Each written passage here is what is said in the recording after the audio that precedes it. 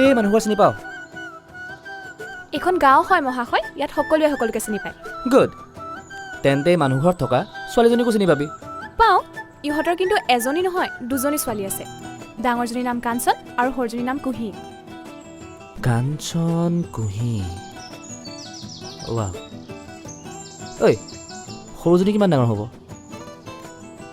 8 নে 9 হ'বলা কিয় তেতিয়াহ'লে ডাঙৰজনী কাঞ্চনে হ'ব এই মুখৰ ভিতৰত কি ভুবুৱাই আছ পইচা তইতো বিয়া হৈ যাবিগৈ তই ছেটেল হৈ গ'লি মোৰ লাইফটো কিবা এটা চিজি লগাই থৈ যা না